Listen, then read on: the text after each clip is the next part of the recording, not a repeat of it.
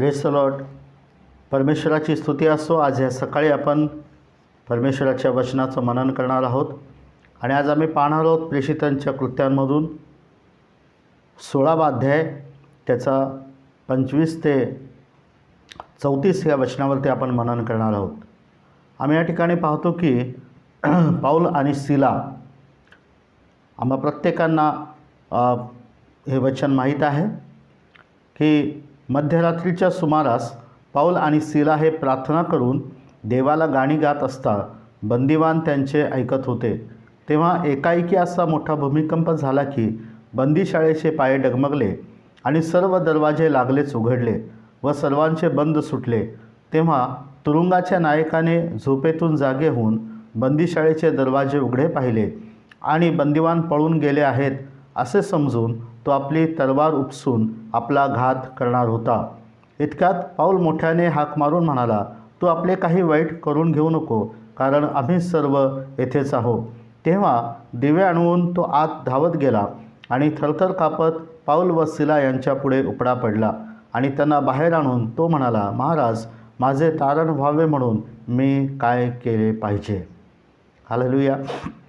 प्रियांनो, या वचनामध्ये आम्ही पुष्कळदा हे वचन वाचलेलं आहे आणि आम्ही पाहतो की ह्या ठिकाणामध्ये पाऊल आणि सिला हे कैदेमध्ये आहेत, तुरुंगामध्ये आहेत आणि मध्यरात्रीच्या सुमारामध्ये ते देवाला गाणी गात आहे आणि प्रार्थना करत आहे आणि बंदिवान त्यांचं ऐकत आहेत. आम्ही पाहतो की एकाएकी मोठा भूमिकंप झाला, बंदीशाळेचे पाय डगमगले, दरवाजे उघडले गेले आणि सर्वांचे बंद देखील सुटलेले आहेत. या वचनामधून आम्ही एक गोष्ट आज शिकणार आहोत की प्रभावशाली सुवार्ता आम्ही आमच्या कृतीमधून कशाप्रकारे सांगू शकतो. आम्ही सुवार्ता सांगायला पाहिजे, हे आम्हाला भाग आहे. आम्ही सुवार्ता प्रसार करायला पाहिजे, हे आम्हाला भाग आहे. परंतु प्रियांनो, आम्ही आपल्या कृतीमधून, आपल्या प्रत्येक गोष्टीमधून सुवार्ता, जेणेकरून आपल्या कृतीमधून लोकांनी विचारावं की आम्ही काय करावं अथवा तुम्ही काय करता. हालेलुया. आणि आम्ही या ठिकाणामध्ये हेच पाहतो की पाऊल जो या 16व्या अध्यायामध्ये आम्ही पाहतो की तो देवाचं वचन सांगण्याकरता, सुवार्ता सांगण्याकरता खूप आवेशी आहे. 16व्या अध्यायामध्ये आम्ही पाहतो की पाऊलाची इच्छा होती की आशिया मायनरमध्ये जावं आणि त्या ठिकाणी देवाचं वचन सांगावं, परंतु पवित्र आत्म्याकडून पाऊलाला त्या ठिकाणी जाण्यास मनाई केली. तिथून त्याने विचार केला की बिथुनियामध्ये जाण्याचा प्रयत्न केला, पण त्या ठिकाणीही देवाचं वचन म्हणतो की येशूच्या आत्म्याने त्यांना जाऊ दिलं नाही. आणि मग त्याच रात्री पाऊलाला एक दृष्टांत दिसला आणि त्याने पाहिलं की मासेदोनियामध्ये कोणी एक व्यक्ती उभा आहे आणि तो विनंती करीत म्हणत आहे की इकडे मासेदोनियामध्ये येऊन आमचं सहाय्य कर. आणि जेव्हा रात्री पाऊलाने हा दृष्टांत पाहिला तेव्हा तो असं म्हणाला की मग आम्हाला असं समजलं की प्रभूने आम्हाला मासेदोनियामध्ये सुवार्ता सांगण्याकरता पाठवलेलं आहे. त्या ठिकाणी प्रभूची इच्छा आहे की पाऊलाने जाऊन सुवार्ता सांगावी. आणि त्या 16व्या अध्यायामध्ये आम्ही पाहतो की पाऊल मासेदोनियामध्ये गेला. त्या ठिकाणामध्ये आम्ही पाहतो की काही दिवस तिथं तो राहिला आणि एक स्त्री जी त्या ठिकाणामध्ये, त्या नगरामध्ये होती, जिचं नाव लुदिया होतं. ती स्त्री जांभळे वस्त्र विकणारी होती, ती देवभक्तीण होती असं तिच्याविषयी म्हटलेलं आहे. आणि त्या रात्री पाऊल जेव्हा त्या ठिकाणामध्ये एका नदीच्या किनाऱ्याला, त्यांना असं वाटलं की ह्या ठिकाणी प्रार्थनेची जागा आहे. काही स्त्रिया एकत्र जमल्या होत्या आणि पाऊल त्या ठिकाणामध्ये त्यांच्याशी वचनामधून बोलत असताना परमेश्वराने लुदियाचं मन असं प्रफुल्लित केलं की तिने पाऊलाच्या वचनाकडं, त्याच्या भाषणाकडं लक्ष लावलं. आणि देवाचं वचन म्हणतो की त्याच रात्री लुदियाचा आणि तिच्या घरच्यांचा बाप्तिस्मा झालेला आहे. हालेलुया. प्रियांनो, लुदिया एक प्रभावशाली स्त्री आहे. ती व्यावसायिक आहे, ती एक व्यवसाय करणारी आहे आणि त्यासोबतच ती देवाची भक्त देखील आहे. आणि प्रभूची इच्छा होती की पाऊलाने आशियामध्ये जाऊ नये, पाऊलाने बिथुनियामध्ये जाऊ नये, तर ज्या मासेदोनियामध्ये एक देवाची भक्त आहे आणि तिचं तारण व्हावं देवाची इच्छा आहे. आणि म्हणून पाऊलाने त्या रात्री दृष्टांतामध्ये देवाने दृष्टांत दाखवून पाऊलाला मासेदोनियाला पाठवलं. आम्ही पाहतो लुदिया आणि तिच्या परिवाराचा त्या ठिकाणी बाप्तिस्मा झालेला आहे आणि तिच्या कुटुंबाचा उद्धार झालेला आहे. त्याच ठिकाणामध्ये पाऊल आता सेवा करत असताना आम्ही पाहतो की त्याला तुरुंगामध्ये टाकण्यात आलेलं आहे येशूच्या नावामुळं. आणि आम्ही पाहतो की त्या मध्यरात्री त्या कैदेमध्ये असताना पाऊल आणि सिला प्रार्थना करतात, गाणे गात आहे, देवाची स्तुती करत आहे. हालेलुया. प्रभावशाली सुवार्ता आमच्या कृतीमधून आम्ही कसं सांगू शकतो? आम्ही पाहतो की जेव्हा भूमिकंप झाला, जेलचे पाये डगमगले, दरवाजे उघडले, बंधनं सुटले आणि आम्ही पाहतो की तुरुंगाचा नायक झोपलेला होता, तो जागा झाला आणि त्याला असं वाटले की आता दरवाजे उघडे आहेत, बेड्याही तुटलेल्या आहेत, कदाचित कैदी पळून गेले असतील, म्हणून तो तलवार घेऊन स्वतःचा घात करून घेणार होता. इतक्यात पाऊल त्याला म्हणतो की स्वतःला काही इजा करून घेऊ नको, आम्ही सर्व येथेच आहोत.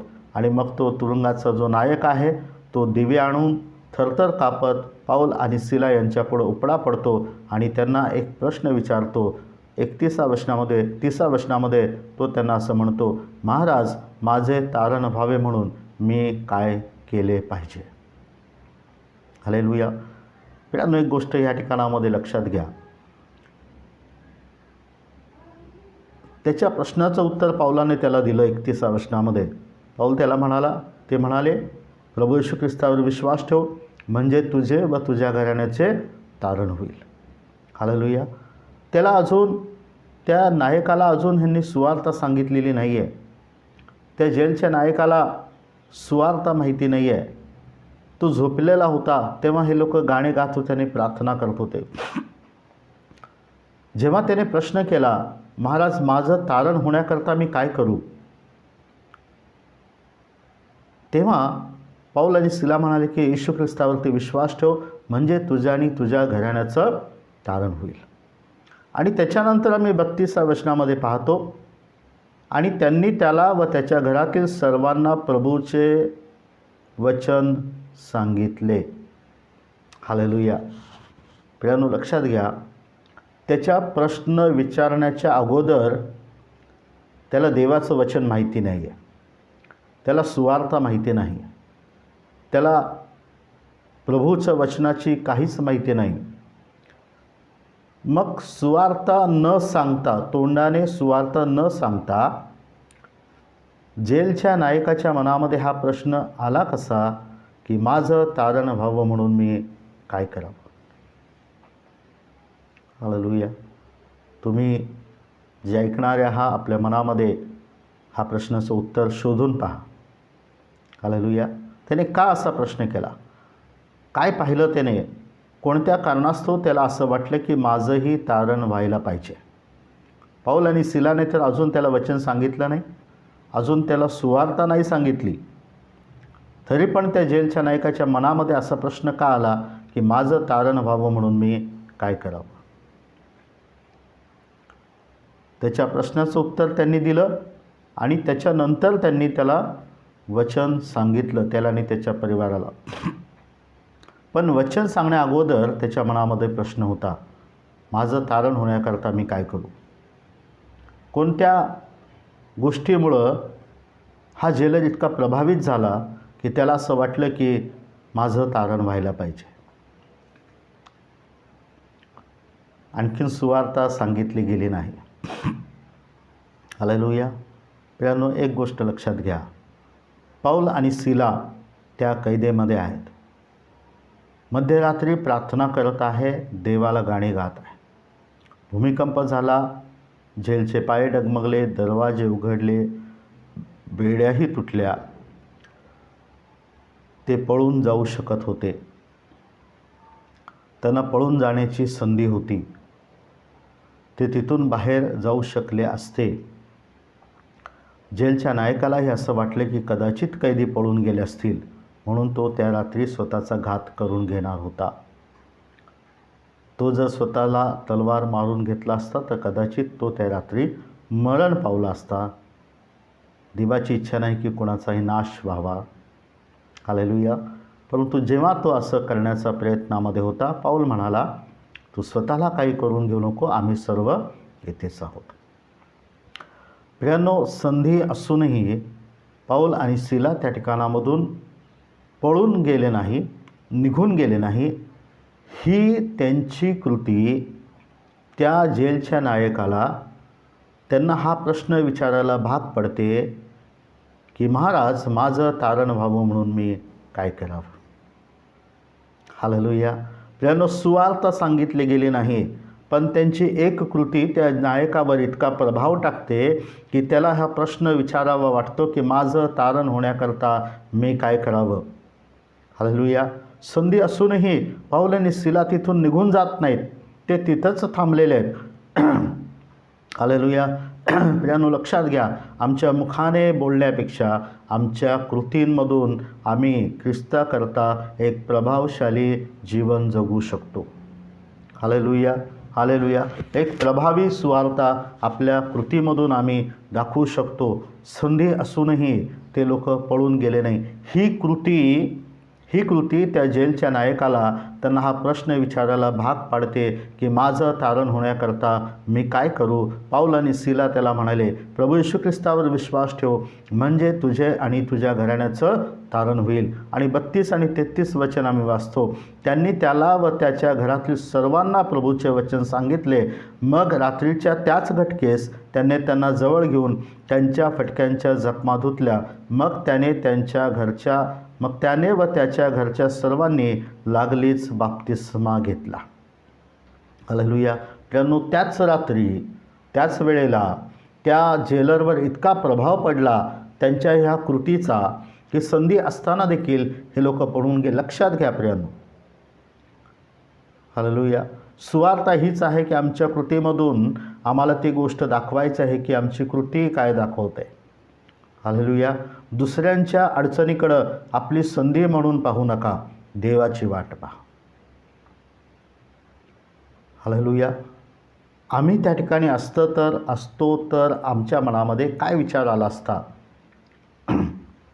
कदाचित आम्ही असं म्हटलं असतो की आम्ही प्रार्थना करत होतो मध्यरात्री, आम्ही देवाची स्तुती करत होतो आणि देवाने आमच्यासाठी दार उघडलं. देवाने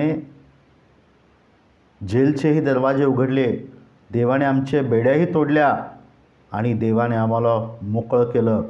हे देवाचंच काम आहे. देवाने आम्हाला मुक्त केलेलं आहे. आणि मग तिथून आम्ही पळून आलो असतो आणि मंडळीमध्ये उभा राहून आम्ही साक्ष दिली असती की देवाने आम्हाला कैदेमधून कशा रीतीने मुक्त केलेलं आहे. हालेलुया. हालेलुया. होय प्रियांनो, पेत्राच्या बाबतीमध्ये घडलं होतं ना, की पेत्रही तुरुंगामध्ये होता. देवदूताने त्याला त्या पहाऱ्यामधून तुरुंगाचे दरवाजे उघडून त्याला रात्रीच पेत्राची त्या ठिकाणातून सुटका केली होती. पेत्राला कळालं की त्यांच्या सर्व कटकारस्थानापासून परमेश्वराने मला सोडवलेलं आहे. अपवाद आहे. परंतु पाऊल आणि सिला त्याच ठिकाणी थांबले. त्यांची ही कृती जेलरला विचारायला भाग पाडते की माझं तारण व्हावं म्हणून मी काय करावं. लक्षात घ्या प्रियांनो, पुष्कळदा आमच्या कामामध्ये असो, तुम्ही जे काही गोष्टी करता, व्यवसाय करत आहात, काम करत आहात, जिथं कुठं तुम्ही तुमच्या दैनंदिन जीवनामध्ये आहात, ज्या फील्डमध्ये तुम्ही आहात, जे काम तुम्ही करत आहात, तिथं आपल्या कृतीतून हे प्रभाव टाकू शकता की लोकांनी विचारावं की आमचं तारण व्हावं म्हणून आम्ही काय करावं. अथवा त्यांनी हा प्रश्न विचार की तुम्ही काय करता. हालेलुया. हालेलुया. तुम्ही काय करता, हे प्रश्न आम्हाला लोकांनी विचारायला पाहिजे. कदापि आम्ही ही वृत्ती आम्ही जगामध्ये पाहतो की दुसऱ्यांच्या अडचणीला आपण आपली संधी म्हणून पाहतो. नाही प्रियांनो. हालेलुया. आध्यात्मिक जीवनामध्ये देवाच्या लोकांमध्ये ही वृत्ती नसावं. हालेलुया. देवाची वाट पहा. काय झालं त्या ठिकाणामध्ये आम्ही पाहतो. ही प्रभावशाली सुवार्ता आहे. ही आमची कृती ही प्रभावशाली सुवार्ता आहे. आम्ही पाहतो की त्या रात्री त्यांनी लागलीच नायकाने त्याच्या कुटुंबाने बाप्तिस्मा घेतला आणि देवाचं वचन म्हणतो 34 वचन प्रेषित 16:34, मग त्याने त्यांना आपल्या घरी नेऊन त्यांना जेवण वाढले आणि त्यांनी आपल्या सर्व घराण्यासुद्धा देवावर विश्वास ठेवून हर्ष केला. हालेलुया. पाहतो जेलचा नायक आहे, त्याची जबाबदारी आहे ह्या लोकांना सांभाळायची, परंतु त्या रात्री त्याचा उद्धार झाला. त्याने पाऊल आणि सीला यांना आपल्या घरी नेलं, त्यानं जीव घातलं आणि त्याच्या कुटुंबाने त्या रात्री देवावरती विश्वास ठेवून मोठा आनंद केलेला आहे. काय झालं पहा, 35 आणि 36 वचन आपण वाचू या ठिकाणामध्ये. मग दिवस उगवल्यावर न्यायाधीशांनी चोपदारास पाठवून सांगितले की त्या माणसांना सोडून दे. Hallelujah, hallelujah. प्रियानो पहा, मध्यरात्री ही घटना घडलेली आहे. पाऊल आणि सीलाला पळून जाण्याची संधी होती, परंतु ते जेलरला अडचणीत टाकून त्यांनी संधी पाहिली नाही. जेलरची अडचण त्यांनी संधी म्हणून पाहिलं नाही, तिथंच थांबले ते. कदाचित जर ते पळून गेले असते तर त्यांच्या मनामध्ये धाकधूक असती की कदाचित शिपाई आमच्या मागं लागतील, कुठंतरी त्यांना लपावं लागलं असतं. परंतु ते पळून न जाता त्या रात्री ते त्याच ठिकाणी थांबले. ते देवाची वाट पाहत राहिले. दिवस उगवल्यावर न्यायाधीशांनी चोपदारास पाठवून सांगितले की त्या माणसांना सोडून दे. हालेलुया. आपल्याला लक्षात घ्या, मध्यरात्री घटना घडलेली, सकाळी मेसेज आला, सकाळी निरोप आला, न्यायाधीश सकाळी निर्णय पाठवतो, त्यांना सोडून दे. हालेलुया. पहा, न्यायाधीश सकाळी निर्णय कसा काय घेऊ शकतो? न्यायाधीश सकाळी हा निरोप कसा पाठवू शकतो? न्यायाधीशाने हे पत्र सकाळी कसं काय पाठवलं की त्यांना सोडून दे? प्रियानो, जेव्हा पाऊल आणि सीला देवाची वाट पाहतात तिथं थांबलेले आहेत, त्या रात्री पळून जाण्याची संधी असताना पण ते गेले नाही. आम्ही पाहतो की सकाळी निर्णय बदललेला आहे, त्यांना सोडून द्यायचं त्या ठिकाणामध्ये न्यायाधीशाने त्याच्या चोपदारांना पाठवून आदेश दिलेला आहे. देव निर्णय बदलेल. तुम्ही देवाचं काम करा, देव तुमचं काम करणार आहे. हालेलुया. त्यांनी प्रभावशाली काम करून त्या ठिकाणामध्येच राहिले. त्या ठिकाणामध्येच त्यांनी गीत गाऊन प्रार्थना करत असताना, सुटका मिळालेली असताना देखील ते त्या ठिकाणी ही कृती त्यांची एका जेलरचं आणि त्याच्या कुटुंबाचं तारण झालेलं आहे. हालेलुया. इतकंच नाही, सकाळी आम्ही त्याचा परिणाम पाहतो की सकाळीच त्यांच्याकडं न्यायाधीशाने चोपदारांना पाठवून सांगितलं त्यांना सोडून दे. आणि मग पहा, 36 वचन फार महत्त्वाचं आहे. तेव्हा बंदीशाळेच्या नायकाने हे शब्द पाऊलाला सांगितले. तो म्हणाला, न्यायाधीशांनी तुम्हाला सोडून द्यावे म्हणून सांगून पाठवले आहे, तर आता तुम्ही शांतीने निघून जा. हालेलुया. प्रियानो, जेव्हा आम्ही थांबतो ना, प्रभूची वाट पाहतो, हालेलुया, तेव्हा प्रभू निर्णय करतो. हालेलुया. आम्ही आमच्या उतावळेपणाने एखादी गोष्ट करायला जातो तर त्याच्यामध्ये शांती नसते, पीस नसतो त्याच्यामध्ये.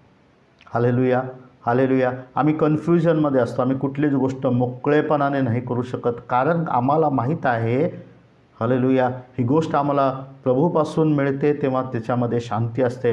आणि जेव्हा आम्ही दुसऱ्यांच्या अडचणीमध्ये आपली संधी शोधतो तेव्हा आमच्यामध्ये समाधान कधीच नसतो. Hallelujah, hallelujah. लक्षात घ्या, ही प्रभूची इच्छा होती असं म्हणू नका. पाऊल आणि सीला त्या रात्री असं म्हणू शकले असते की प्रभूनेच आम्हाला सोडवलं. हालेलुया. पुष्कळ लोक इतरांच्या अडचणीला स्वतःची संधी समजतात आणि म्हणतात की प्रभूने आम्हाला हे दिलेलं आहे.